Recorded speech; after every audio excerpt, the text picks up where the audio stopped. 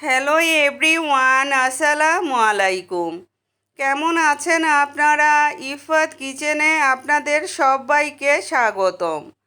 আটার ডিম দিয়ে খুবই মজাদার বিকেলের নাস্তার রেসিপি নিয়ে চলে এলাম। আশা করি আপনাদের ভালো লাগবে। চলুন মূল রেসিপিতে। একটা মিক্সিং বোলে 2 কাপ আটা নিয়েছি। আটার পরিবর্তে ময়দাটাও ব্যবহার করতে পারেন। এখন এখানে আধা চা চামচ লবণ, 2 চা চামচ চিনি, 2 টেবিল চামচ গুঁড়া দুধ দিয়ে দেব। অবশ্যই গুঁড়া দুধটা দিবেন, তাহলে নাস্তাগুলো খেতে ভালো লাগবে। 1 চা চামচ ইস্ট দিয়েছি, একটা ডিম ভেঙে দিয়েছি, আর দিয়েছি 2 টেবিল চামচ রান্নার রেগুলার তেল। তেলটা পুরোটা দিব না, অল্প একটু তেল রেখে দেব, পরবর্তীতে কাজে লাগবে তাই। হাত দিয়ে সমস্ত উপকরণগুলো আটার সাথে মিশিয়ে নেব। মেশানো হয়ে গেলে কুসুম গরম পানি দিয়ে একটা ডো তৈরি করে নেব।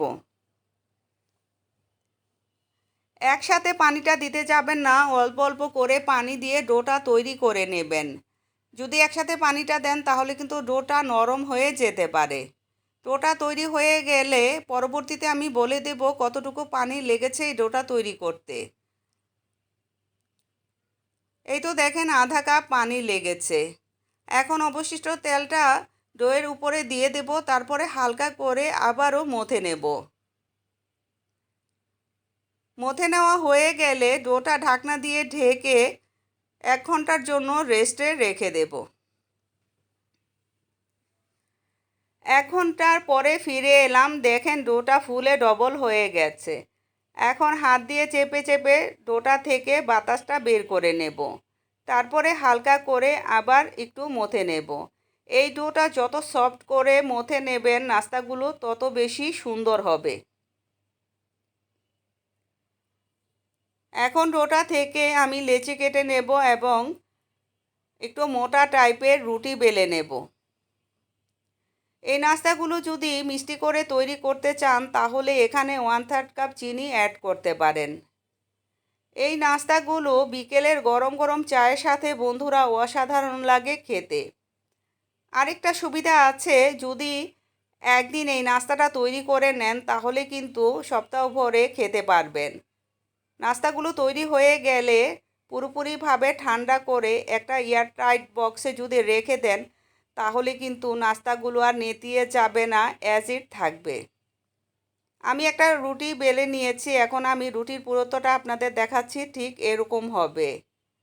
এখন 2 সাইজের 2টা কুকি কাটার আমি নিয়েছি। কুকি কাটারটার মধ্যে একটু আটা লাগিয়ে তারপরে আমি নাস্তাগুলো তৈরি করে নেব। এভাবে যদি একটু আটা লাগিয়ে নেন তাহলে কিন্তু রুটিটা আর কুকি কাটারের সাথে লেগে যাবে না, খুব সুন্দর করে কেটে নিতে পারবেন।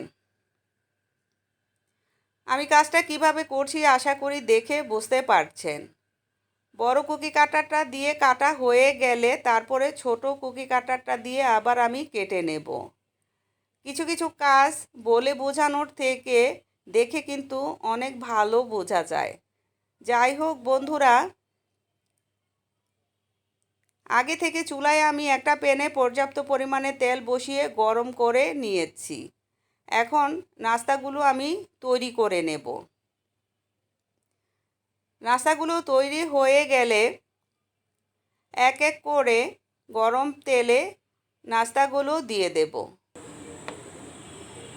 তারপরে চুলার হিটটা সাথে সাথে মিডিয়াম লোতে নিয়ে যেতে হবে। লো আঁচে খুব সুন্দর করে নেড়ে চেড়ে নাস্তাগুলো ভেজে নিতে হবে। চুলার আঁচটা যদি বাড়িয়ে দেন তাহলে নাস্তাগুলোর মধ্যে দ্রুত কালার চলে আসবে, তবে ভিতরটা কিন্তু সিদ্ধ হবে না। আমি উল্টে পাল্টে ততক্ষণই ভেজে নেব যতক্ষণ না সুন্দর একটা কালার চলে আসছে। যাই হোক বন্ধুরা, আমার রেসিপিটা যদি একটু হলেও ভালো লাগে প্লিজ আমার চ্যানেলটাকে সাবস্ক্রাইব করবেন, লাইক কমেন্ট শেয়ার করে আমার পাশে থাকবেন। নাস্তাগুলো হয়ে গেছে, আমি একটা কিচেন টিস্যুর উপরে নাস্তাগুলো উঠিয়ে নিচ্ছি যাতে অতিরিক্ত তেলটা শোক করে নিতে পারে। দেখেন নাস্তাগুলোর কালারটা কি সুন্দর এসেছে মাশাল্লাহ, আর খেতে তো হয়েছে অসাধারণ। যাই হোক বন্ধুরা, ভালো থাকবেন, সুস্থ থাকবেন, আমার জন্য দোয়া করবেন। দেখা হবে ইনশাল্লাহ নতুন কোনো রেসিপিতে। আল্লাহ হাফেজ।